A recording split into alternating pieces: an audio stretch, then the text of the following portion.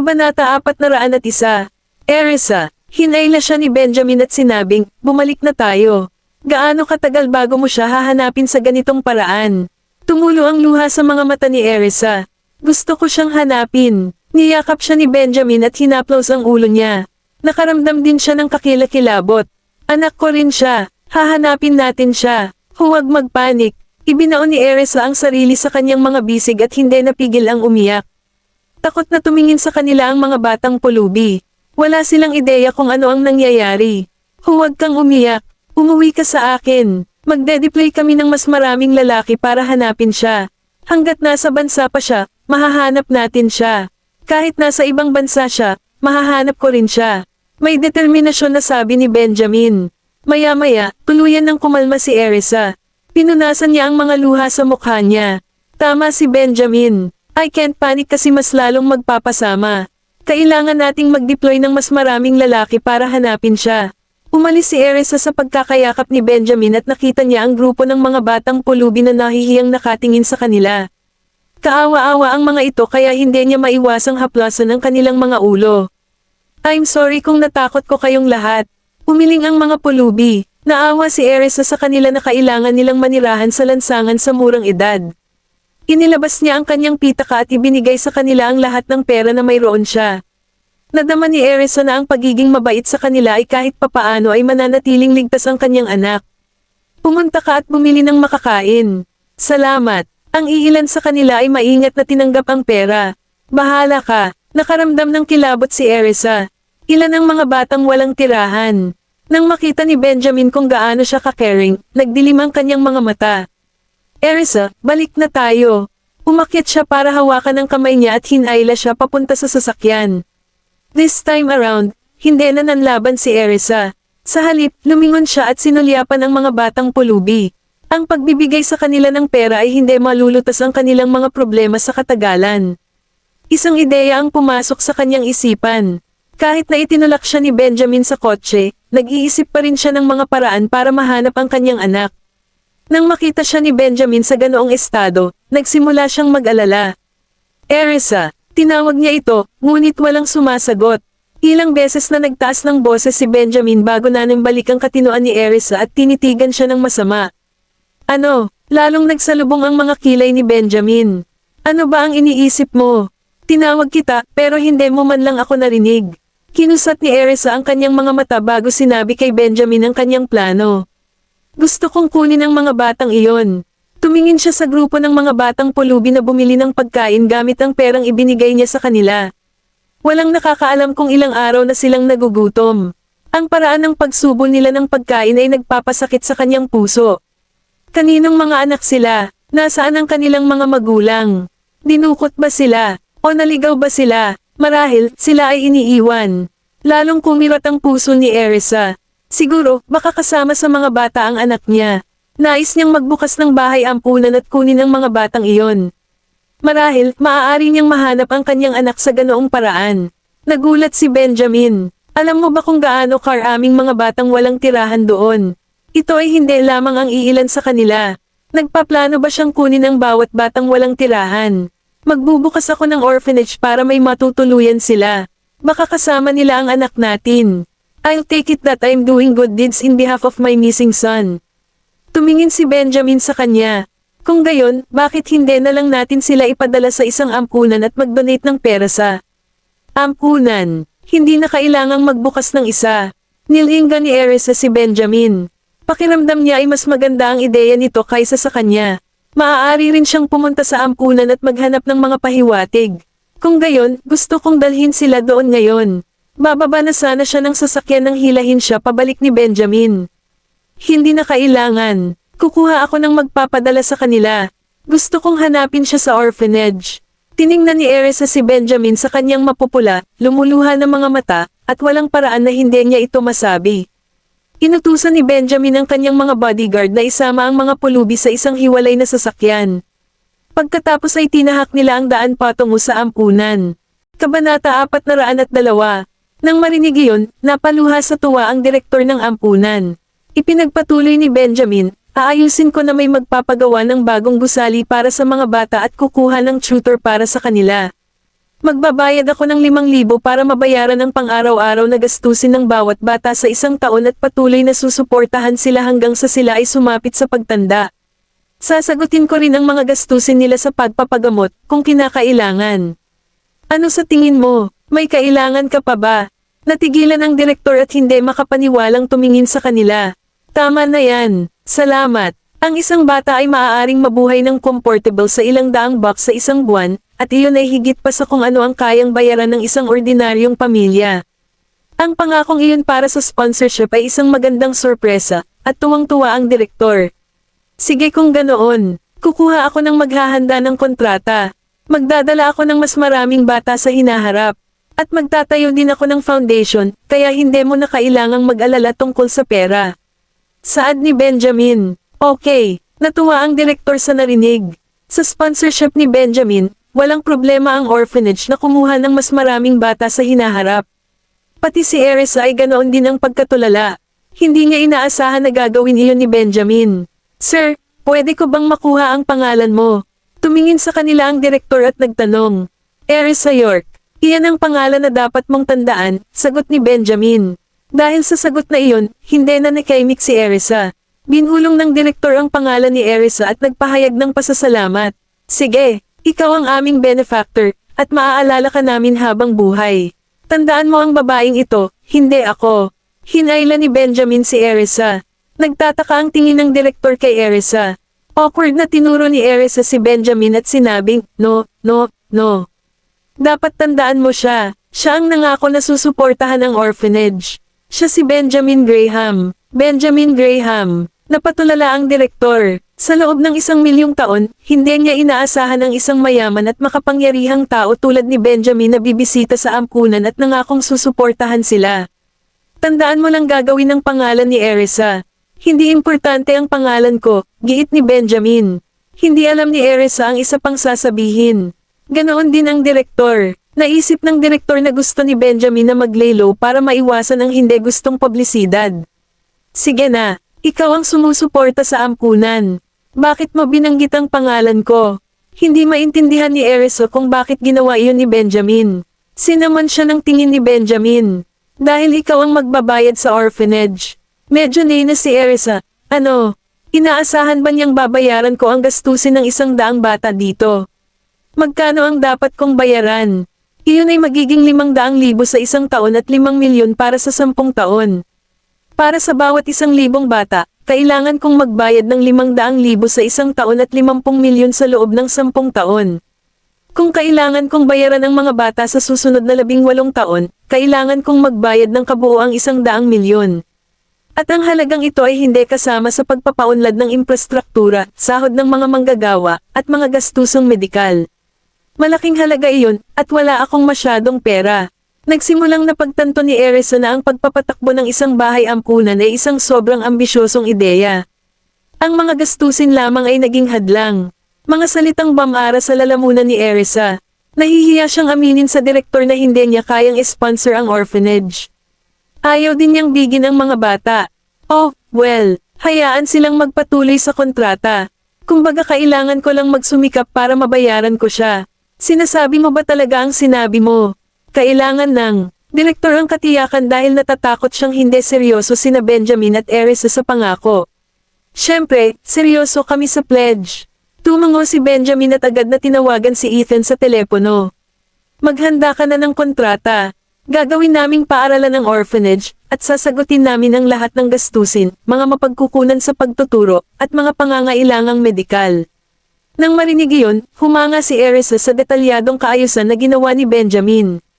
Nilinggan niya ang direktor at sinabing, ibibigay niya ang ipinangako niya. Magiging legal na may bisa ang kontrata kapag napirmahan mo na ito, kaya huwag kang mag-alala. Lalong natuwa ang direktor nang mabalitaan niyang plano ni Benjamin na pamahalaan ng orphanage na ito na parang paaralan. Kayong dalawa talagang good Samaritans. Salamat. Hindi kinalimutan ni Erisa ang layunin ng paglalakbay. Maaari mo bang tipunin ang mga bata para sa akin? Gusto ko silang makilala. Kabanata 403. Sige, titingnan ko ito ngayon din. Agad na sinenyasan ng direktor ang lahat ng bata. Maya-maya, may 10 bata ang tumakbo papunta sa direksyon nila. Lahat sila ay manipis na parang riles. Malinaw na lahat sila ay malnourished.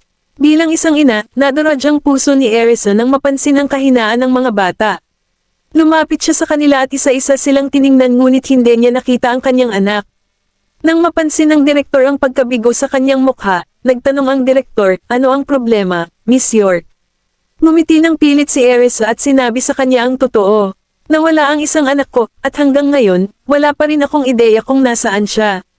Kung may kilala kang mga direktor mula sa iba pang mga ampunan, maaari mo bang suriin sa kanila para sa akin? Oo naman. Tumango ang direktor. Pwede ko bang malaman ang birthday ng bata? May picture ka ba niya? Oo. Agad naman siyang binigyan ni Erisa ng litrato. Isa siya sa mga sextuplet, kaya dapat mas kamukha niya ang kanyang mga kapatid sa larawang ito, kahit na maaaring may kaunting pagkakaiba sa timbang. Magaling. Dapat mas madali na nating makilala ang bata ngayong alam na natin ang hitsura niya. Ipapadala ko sa kanila ang larawan at panatilihin kang updated. Maaari mo bang ibigay sa akin ang iyong mga contact details, Miss York? Agad na kumuha ng litrato ang direktor gamit ang kanyang telepono at ini-upload ito sa kanilang chat group. Salamat. Agad namang ibinigay ni Erisa sa direktor ang kanyang contact details. Ibinigay din niya ang numero ni Bradley kung sakaling hindi siya tumawag sa direktor. Si Benjamin na katatapos lang ng tawag ay tumalikod at nakasimangot. Ibigay mo sa kanya ang number ko. Ano? Lumingon si Erisa at binigyan siya ng nagtatakang tingin. Isang matigas na kislap ang sumilay sa mga mata ng lalaki. Inagaw niya ang panulat kay Erisa, ibinaba ang contact number niya sa papel at ipinasa sa direktor. Isang minuto ay darating ang aking katulong, at siya ang mag-aayos sa iyo. Sabihin mo sa kanya kung may kailangan ka pa. Salamat, Mr. Graham. Ang inaalok mo ay higit pa sa sapat para sa amin. Nagpahayag ng pasasalamat ang direktor. Bahala ka, sana mahanap natin ang bata sa lalong madaling panahon. Tumango si Benjamin at lumabas ng ampunan kasama si Erisa. Paalam. Inihatid sila ng direktor sa pintuan at nagpaalam sa kanila. Lumingon si Erisa at pinaalalahanan ng direktor, huwag mong kalimutang tawagan ako kapag may impormasyon ka tungkol sa anak ko. Nakuha ko. Hihilingin ko sa kanila na tingnan ito ngayon. Paminsan-minsan ay i-update kita, kaya huwag kang mag-alala. Sagot ng direktor. Tumango si Benjamin at kinurot si Erisa. Halika, tara na. Nang makasakay na si Erisa sa sasakyan, isinara ni Benjamin ang pinto at inutusan ang tsuper na tumama sa kalsada. Ano bang problema mo? Nagmamadali ka ba? Pagtataka ni Erisa, huwag na tayong mag-aksaya ng oras dahil wala ang bata dito. Si Ethan na ang bahala sa iba, sabi ni Benjamin. Tumango si Erisa. Oo, hindi ko dapat kalimutan na pumunta ako dito para hanapin ang anak ko. Bumalik ang dalawa sa tirahan ni Graham. Nang sisilipin na sana ni Erisa ang data, hinawakan ni Benjamin ang kanyang palso at hinayla papunta sa dining area. Kumain muna tayo. Nagsimulang bumilis ang tibok ng puso ni Erisa habang nakatitig sa lalaking kamay na nakahawak sa kanyang palso. Hindi mo ba kailangan bumalik sa opisina? Tanong niya, sinamon siya ng tingin ni Benjamin. Nasa trabaho sana siya pero kailangan niyang umalis ng opisina nang malaman niya sa kanyang security guard na parang manok na walang ulo sa parke ang hinahanap ni Erisa. Walang masyadong trabaho sa opisina. Hinayla ni Benjamin ang upuan at pinaupo siya. Biglang naalala ni Erisa na nilakbay niya ang lock up. May sinabi ba si Dana sa'yo? Kumain ka muna. Inutusan ni Benjamin ang mayordomo na ihain sa kanya ang isang mangkok ng sopas. Panay ang tingin sa kanya ni Erisa at nagtanong sa seryosong boses, ano ang sinabi niya? Inangat ni Benjamin ang kanyang mga mata upang tingnan ang matiig ang babae. Pinisil niya ang kanyang boses at sumagot, sinabi niya na nawawala ang bata, at wala siyang ideya kung nasaan siya. Nang inig ang katawan ni Erisa sa narinig. Paano ito posible? Nawawala ang anak ko, at hindi niya kasama si Dana. Napakunot ang noo ni Benjamin nang makitang namutla ang mukha nito. Gusto kong isipin na blessing in disguise. Hindi bababa sa wala ang bata sa kanyang mga kamay, at wala siyang magawa para saktan ang bata. Ginawa ito ni Benjamin upang aliwin si Erisa at kumbansihin ang kanyang sarili na tingnan ang maliwanag na bahagi ng mga pangyayari. Sandaling nadurog ang puso ni Benjamin. Kabanata 404. Nanginginig pa rin ang katawan ni Erisa. Siya ay parehong baliw at nag-aalala sa parehong oras. Nagalit si Erisa sa pananakot ni Dana sa kanyang anak. Nag-aalala rin siya sa kaligtasan ng kanyang anak. Tumayo si Benjamin, lumapit sa kanya, at niyakap siya. Marahan niyang tinapik ang likod niya at inaliw siya. Hahanapin natin siya, huwag kang mag-alala. Pero saan? Saan natin siya mahahanap? Napaiyak si Erisa. Ang pagsisikap na mahanap ang nawawalang bata ay parang paghahanap ng karayom sa isang dayami. Ang pag-iisip ng kanyang anak na naghihirap sa isang lugar sa mundong ito ay naging dahilan ng kanyang pagluha. Nalungkot din si Benjamin nang makitang walang magawa si Erisa. Sumandal siya at hinayla ang ulo niya sa dibdib niya. Pagkatapos ay tinitigan niya ang mga mata nito at sinabing, hindi ito ang oras para masira. Kung mas nagiging emosyonal ka, mas magiging mahirap para sa iyo na subaybayan ang bata. Maliban kung handa ka ng sumuko. Hindi pwede. Hinding-hindi ako susuko. By hook or by crook, hahanapin ko siya. Nanlaki ang mata ni Erisa at napasigaw. Basta, feeling ko binaygo ko siya. Hindi ko man lang alam na nag-e-exist siya noon pa man. Akala ko talaga quintuplets lang ang pinanganak ko. Namula ang mga mata ni Erisa nang maramdaman niyang mali ang ginawa niya sa kanyang anak.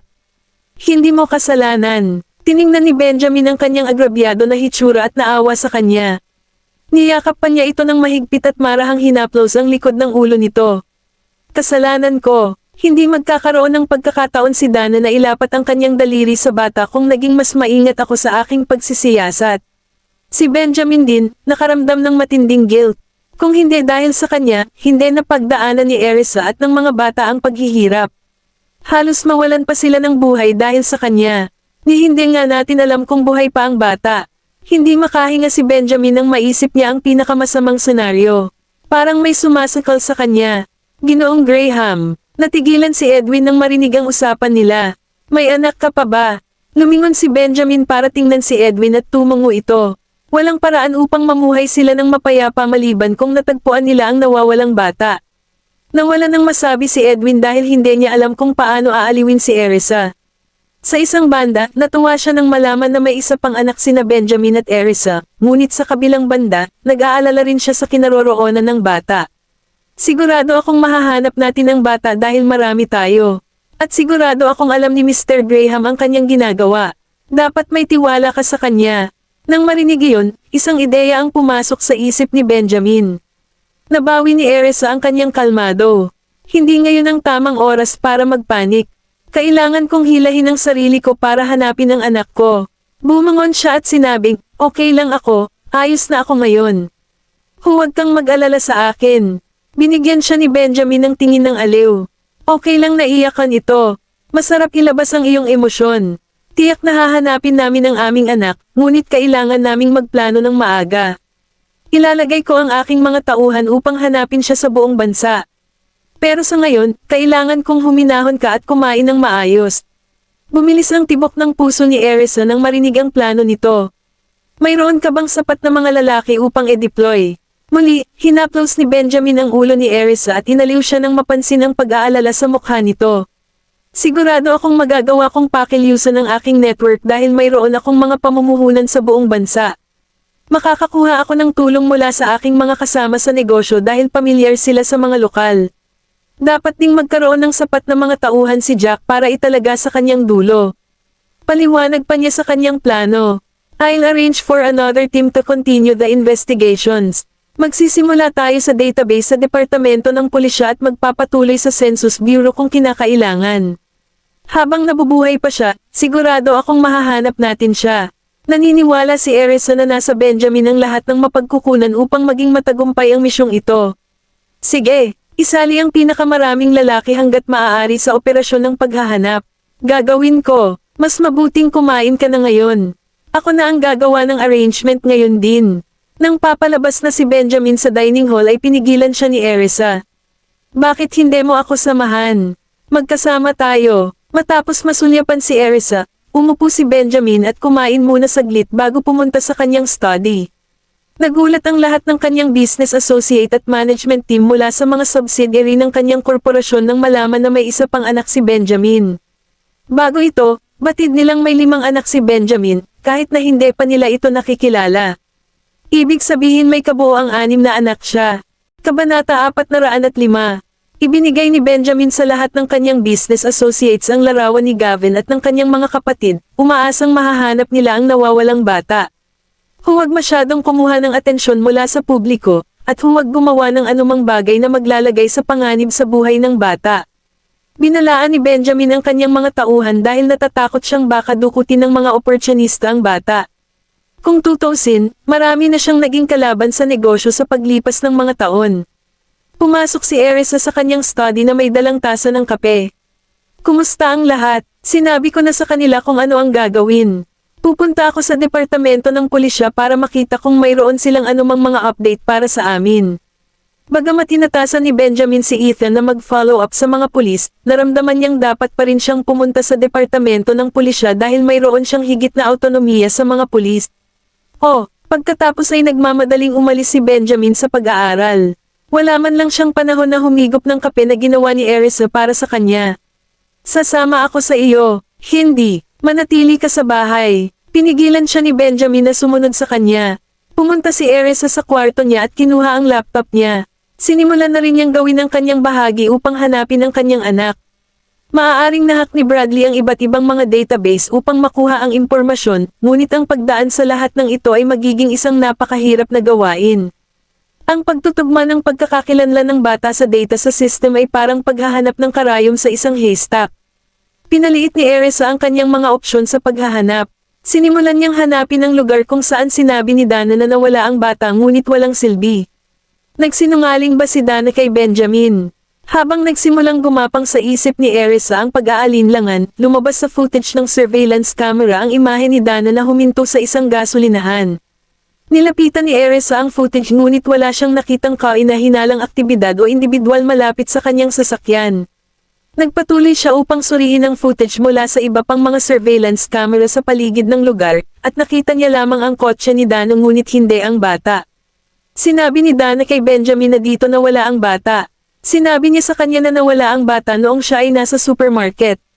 Ngunit si Dana ay hindi pa nakapasok sa supermarket. Siguradong nagsinungaling siya kay Benjamin. Umakyat ang puyo ng galit sa puso ni Erisa. Dumiretso siya sa lock-up para harapin si Dana. Noong una, tumanggi si Dana na lumabas dahil iniisip niyang hinahanap siya ni Benjamin, na kinatatakutan niya. Nang malaman niyang ang bisita ay si Erisa, nagpasya siyang makipagkita dito. Naaga-agad ng atensyon ni Erisa ang pasa sa leeg ni Dana. Ginawa ba ni Benjamin iyon sa kanya? Ano ang gusto mo sa akin? Binaril ni Dana si Erisa ng mga punyal. Naparito ka ba para pagtawanan ako? Nasaan ang bata? Binigyan ni Erisa si Dana ng mapang asar na tingin. Nais ni Erisa na makapasok siya sa lockup at patayin kaagad si Dana. Hindi lang ang babaeng ito ang naging dahilan para mawalay ako sa anak ko, siya rin ang may pananagutan sa pagkawala ng anak ko. Bigla na lang nagpakawala ng mahinang tawa si Dana. Bakit ko sasabihin sa iyo? Isang nakamamatay na kislap ang dumaan sa namumulang mga mata ni Erisa. Magsaya ka sa nabubulok sa kulungan. Tumalikod na si Erisa at aalis na sana. Hilingan mo si Benjamin na palayain ako, at sasabihin ko sa iyo ang totoo. Sigaw ni Dana mula sa malayo. Naikuyom ni Erisa ang kanyang mga kamao at tumalikod para titigan si Dana. Hindi napigilan ni Dana ang kiligin. Bakit ka nakatitig sa akin? Agad na inilagay ni Dana ang kanyang bantay. Lumapit si Erisa kay Dana at sinampal ito sa pisngi. Nagsimulang damyugo ang bibig ni Dana. Pumasok ang guard at pinagsabihan si Erisa, "Calm down, miss. Kapag may mangyari sa anak ko, pananagutan kita, Dana." Sa puntong ito, hindi na mahina at walang magawang babae si Erisa. Isa na siyang ina na gagawin ng lahat para sa kanyang anak. Banta ni Erisa, "You better tell the truth. Kung pipilitin mo pa ring makipaglaro sa amin, sisiguraduhin kong mabubulok ka sa kulungan. Sisirain ko rin ang buong pamilya mo." Nagpatuloy siya, "Para sa iyong kaalaman, nakuha ni Benjamin ang Adams Group." Agad namang nagbago ang ekspresyon ni Dana. "Hindi pwede. Hindi gagawin sa akin ito ni Benjamin." Napangisi si Erisa, "Bakit hindi mo tawagan ang pamilya mo?" Kabanata 406. Kakagising pa lang ni Dana, kaya hindi pa niya naitatanong ang tungkol sa pamilya Adams. Samantala, dumating na ang acquisition team ng Graham Group sa Adams Group. Nang malaman ni Zayden na si Benjamin ang gustong bumili sa kumpanya, sa sobrang galit niya ay nagsimula siyang manginig. "Hindi ko binibenta ang kumpanya ko. Ano ang nagbibigay sa iyo ng karapatang makuha ang aking kumpanya? Sino siya sa tingin ni Benjamin? Sobra na siya." Pinayuhan siya ng leader ng acquisition team, Mr. Adams, mas maganda kung makipagtulungan ka sa amin. Mababayaran ka kung ibebenta mo ang kumpanya ngayon kapag may halaga pa ito. Pero kung hindi, baka pagsisihan mo ito sa hinaharap. Lumabas ka. Kayong lahat, lumabas na kayo. Hindi ko ito binibenta. Sa sobrang galit ni Zayden ay inihagis niya ang tasa sa sahig. Nagpalitan ng tingin ng acquisition team sa isa't isa bago umalis sa Adams Group. Sa lalong madaling panahon, ang lahat ng mga order na natanggap ng Adams Group ay sunod-sunod na nakansela. Maging ang mga kalakal na naibenta ay ibinabalik sa kumpanya. Ang mga dahilan para sa lahat ng mga pagbabalik ay pareho, may ilang mga isyu sa kalidad ng mga produkto. Ang Adams Group ay dalubhasa sa paggawa ng mga kemikal, ngunit ang mga seryosong isyu ay natagpuan sa kanilang mga produkto. Ang mga pagsusuri ay nagsiwalat ng isang mapanganib na mataas na halaga ng metal sa mga produkto na lumampas sa mga kinakailangan. Bilang resulta, maraming user ang nagkaroon ng allergy at na-hospital. Tulad ng butterfly effect, nagsimulang kanselahin ng iba't ibang kumpanya ang kanilang mga kontrata sa negosyo sa Adams Group. Sa isang iglap, naging usap-usapan na naman ang Adams Group at nasangkot sila sa gulo. Nangyari ang lahat ng iyon sa loob ng ilang minuto pagkatapos umalis ang acquisition team ng Graham Group. Ang Adams Group ay hindi na ang kagalang-galang na kumpanya noon, at binaha ng mga netizens ang internet at ipinahayag ang kanilang kawalang kasiyahan. Dahil doon, hiniling ng lahat ng shareholders na bumaba si Zayden sa kanyang posisyon. Noon lang napagtanto ni Zayden kung gaano kalakas si Benjamin, at sa pagkakataong ito, negosyo ang ibig niyang sabihin. Dahil hindi nakayanan ni Zayden ang pressure, walang choice si Zayden kundi tawagan si Darius. Matandang Mr. Graham, tulungan mo ako. Gustong bilhin ni Benjamin ang kumpanya ko. Dahil dyan, hindi makapag-operate ng maayos ang kumpanya namin. Tinawagan din siya ng bangko para kolektahin ang kanilang mga bayad. Noon, nasa bingit na ng pagkasira si Zayden. Kung gusto ni Benjamin na kunin ang iyong kumpanya, dapat kang magmakaawa sa kanya, hindi sa akin. Malamig na tugon ni Darius bago ibinaba ang telepono. How dare he still come to me for help? Para saan niya kinukuha ang pamilya Graham? Pagkatapos magmura sa puso, ipinatawag ni Darius si William. Totoo bang sinusubukan ni Benjamin na makuha ang Adams Group? Nakipag-ugnayan lang si William sa mga tao mula sa Graham Group, at sumagot siya, oo. Iyan ang sinusubukan ni Mr. Graham. Dapat ba tayong makialam? Nagtaas ng kamay si Darius para pigilan siya. Hindi na kailangan. Problema ni Zayden ngayon. Iyan ang maliit na halaga na dapat niyang bayaran sa pambubuli sa apo ko. Noon lang, nakatanggap ng tawag si William mula kay Edwin, ang mayordomo ng tirahan ng Graham. May sasabihin ako sa iyo. Ngunit huwag ipaalam kay old Mr. Graham ang tungkol dito. Hindi maganda ang pandinig ni William, kaya napakalakas ng volume ng kanyang telepono, dahilan para marinig ng iba ang kanilang pag-uusap. Dahil dito, malinaw na narinig ni Darius ang mga pangungusap na iyon. Nang mahuli ni William ang tingin na ibinigay sa kanya ni Darius, wala siyang pagpipilian kundi ang sabihin mo sa akin. May isa pang anak si Mr. Graham. Ano? Natigilan si William at nagtanong, ang bata ba ay ipinanganak ng ibang babae o Miss York? Ang ina ng bata ay si Miss York. Noon, nagsilang siya ng 6 na anak, ngunit, parehong sabik sina William at Darius na marinig ang iba, kaya nagtanong ang una, ngunit ano? Pero nawala ng anak si Dana. Parehong nag-iisip ng paraan sina Mr. Graham at Miss York para hanapin siya. Nang inig ang katawan ni Darius nang marinig iyon, at nagtanong siya sa nanginginig na boses, nawala. Paano nangyari? Nang marinig ni Edwin ang boses ni Darius, nagulat siya. Shit, alam na ito ng matandang Mr. Graham ngayon, ngunit hindi pa sinasabi sa kanya ni Mr. Graham. Hindi ako sigurado. Kanina ko lang nalaman ang nawawalang bata. Bilasan mo at ihanda mo ang sasakyan. Pupunta ako. Agad namang pinaayos ni Darius si William ng sasakyan para pumunta siya sa tirahan ng Graham. Bakit pa siya nag-abala sa pagkuha ng Adams Group? Napakawalang kwentang kumpanya. Hayaan mo lang na mabangkarote. Galit na galit si Darius kaya nanginginig ang mga kamay niya. Siguraduhin na malugi ang pamilya Adams. Nang malaman ni Darius na nawala ng isa sa kanyang mga apo si Dana, nagalit siya. Kabanata 407. Sige. Matandang Mr. Graham, mangyaring dahan-dahan. Titingnan ko kaagad. Ayaw ni William na masyadong magalit si Darius, kaya minasahin niya ang dibdib ng huli. Pumunta ka na at gawin mo na. Tumigil ka sa paghawak sa dibdib ko. Ayos lang ako. Gusto kong makitang mabangkarote ang pamilya Adams ngayon din. Utos ni Darius habang tinutulak ang kamay ni William. Dahil dito, walang pagpipilian si William kundi ang tumawag sa telepono at gumawa ng mga kinakailangang pagsasaayos. Nang marinig ni Darius na ginawa na ang mga pagsasaayos, nagmamadali siyang nagsabi, punta tayo sa Yaleview. Nako, hindi pa rin alam ni Erisa ang kinaroroonan ng bata mula kay Dana. Nang makalabas na siya sa istasyon ng pulisya, tinawagan niya si Bradley, ngunit wala ring balita mula sa kanya. Nadurog ang puso niya habang nalulula siya sa kawalan. Akmang babalik na siya, tinawag siya ni Benjamin. Maghintay ka sandali, natigilan si Erisa. Laming-galinga siya sa paligid ngunit wala siyang nakitang tao. Kaya naman, sumakay siya sa kotse at pinaandar ito. Sa kalagitnaan ng paglalakbay, hinarang siya ng sasakyan ni Benjamin.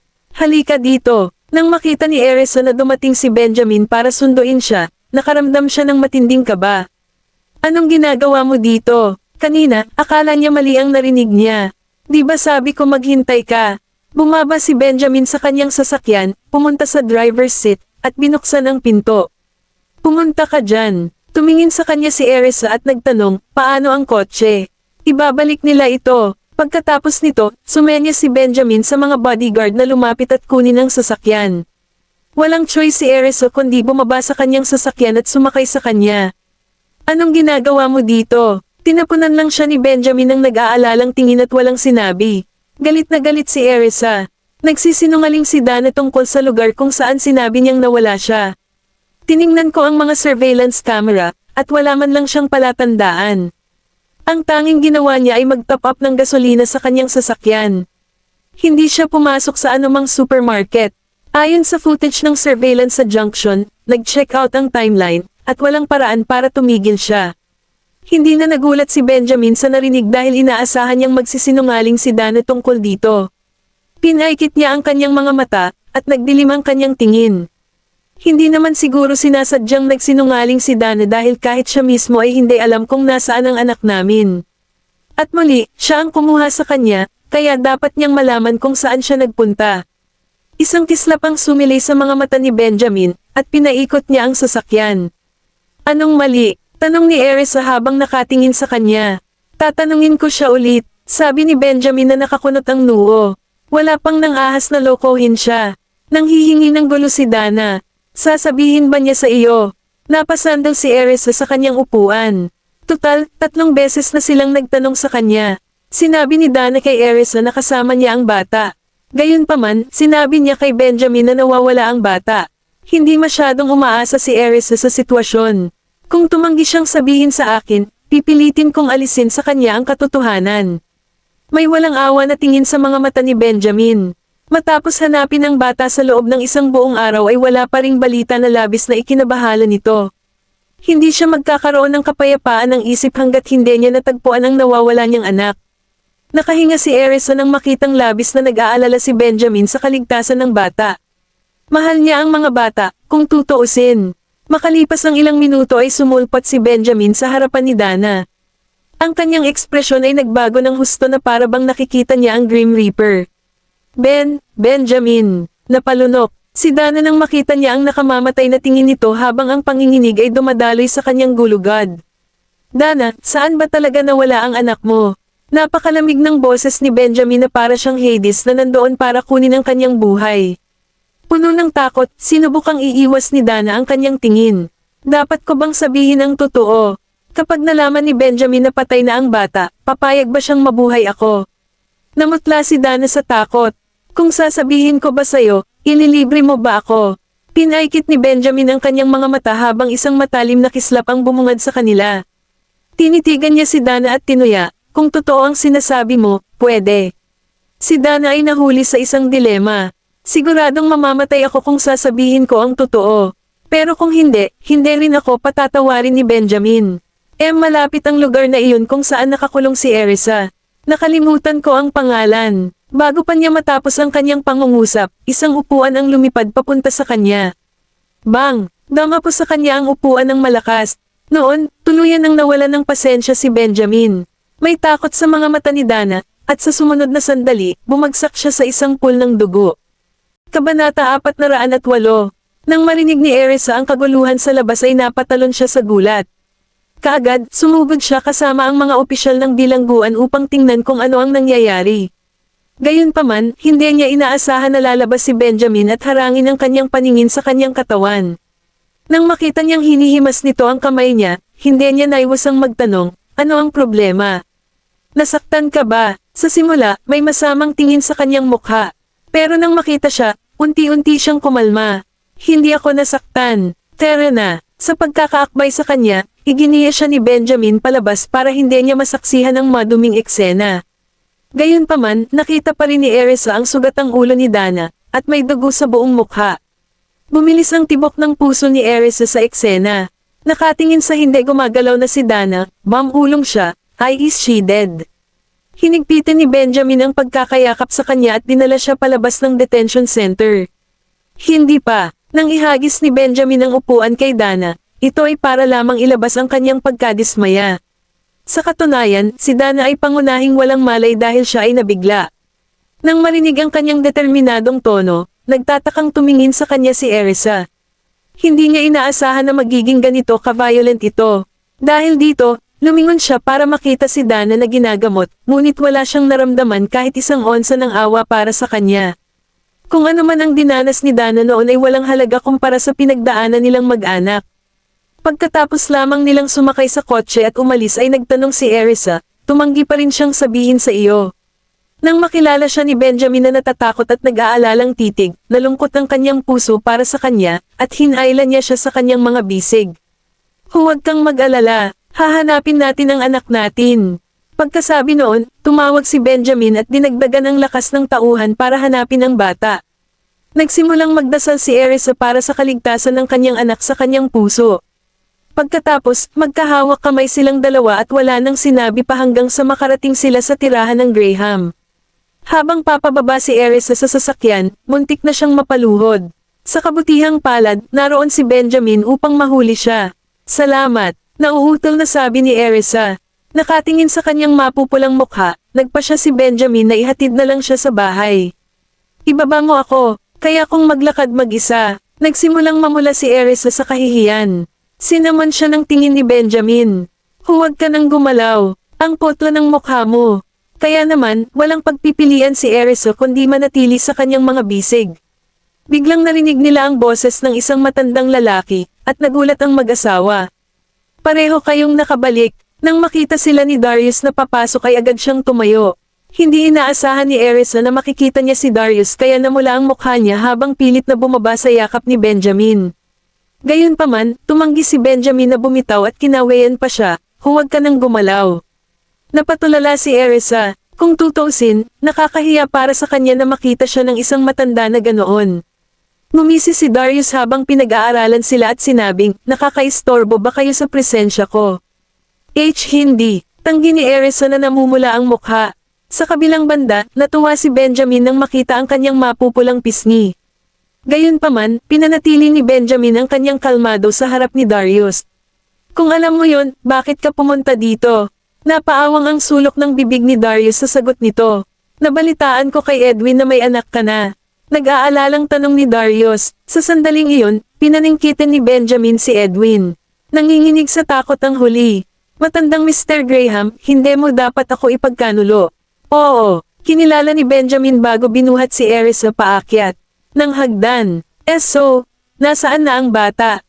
Isang diniinan ng naguguluhan na lalaki. Hindi pa namin siya nahahanap. Dahil doon, nagpatuloy si Benjamin sa paglakad sa itaas at inutusan si Edwin, papuntahin mo si Sean dito sa lalong madaling panahon. Nabawi ni Edwin ang kanyang katinoan at sumagot, agad-agad. Wala siyang ideya kung bakit gusto ni Benjamin si Sean doon, ngunit ginawa niya ang sinabi sa kanya. Si Erisa na dinadala sa itaas ay mukhang natulala.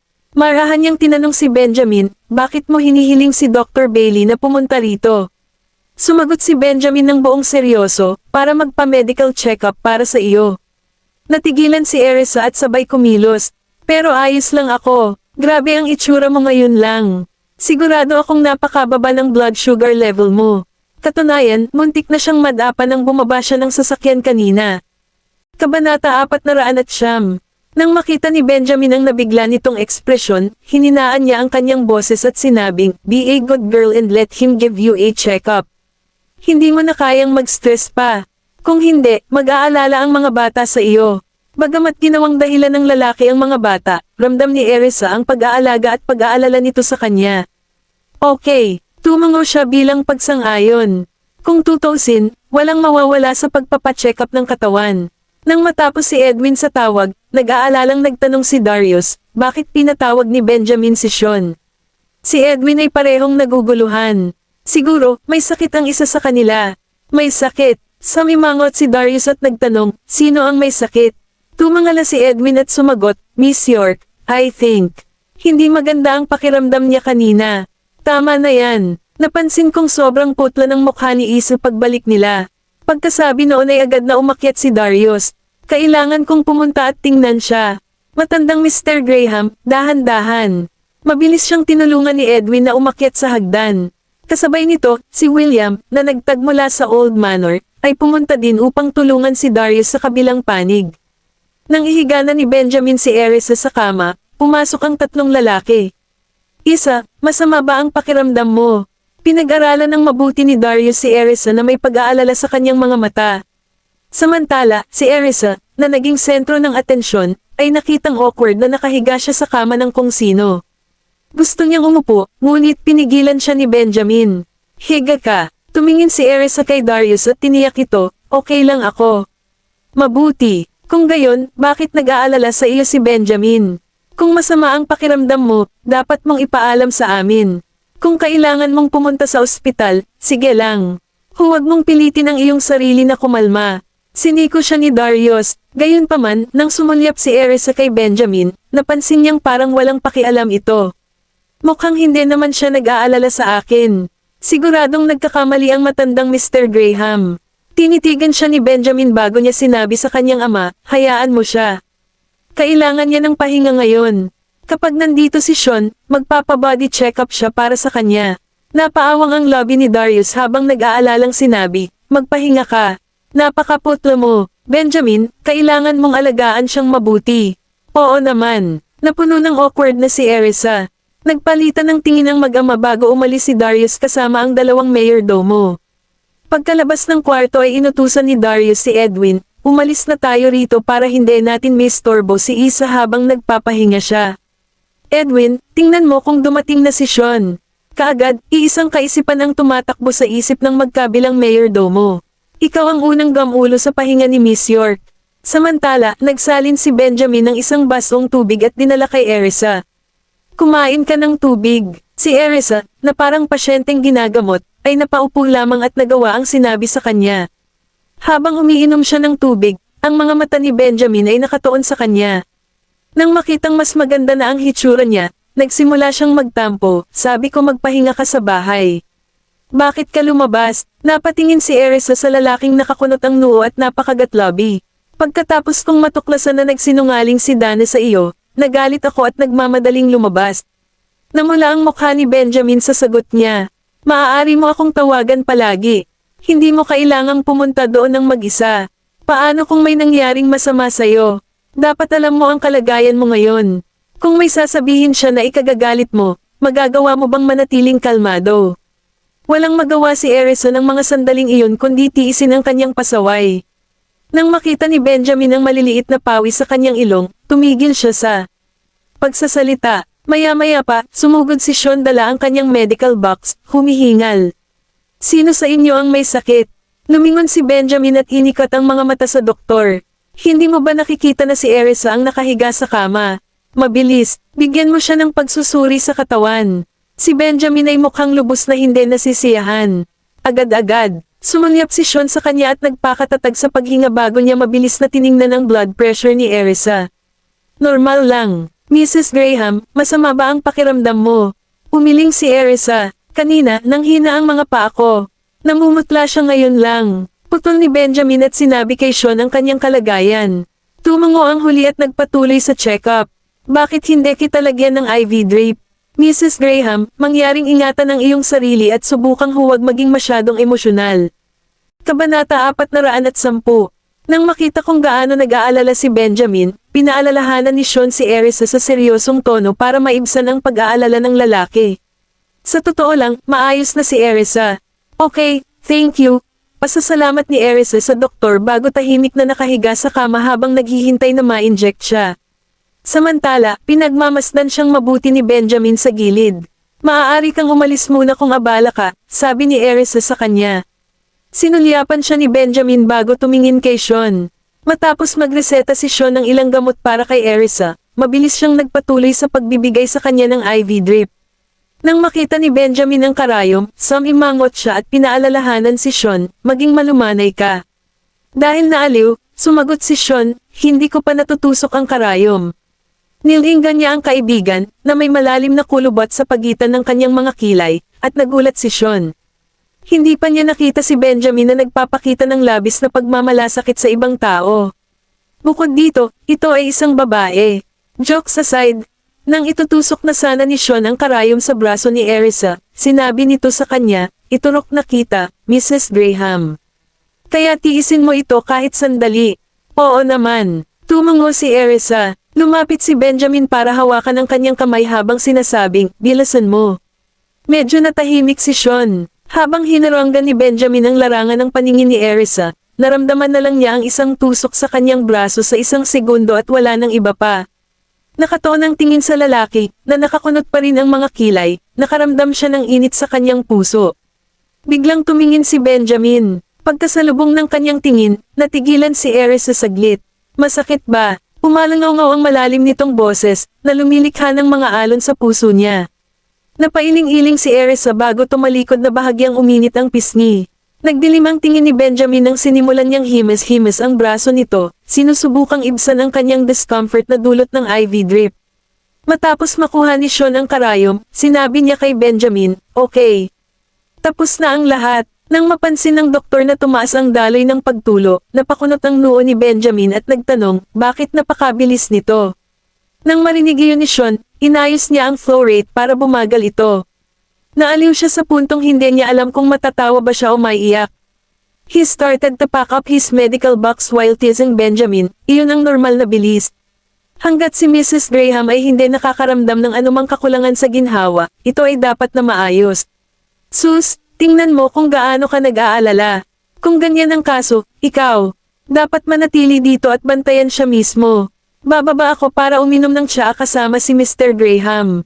Pagkatapos niyang magsalita, lumabas ng kwarto si Sean bitbit ang medical box niya habang iniiwasan ang titig ni Benjamin.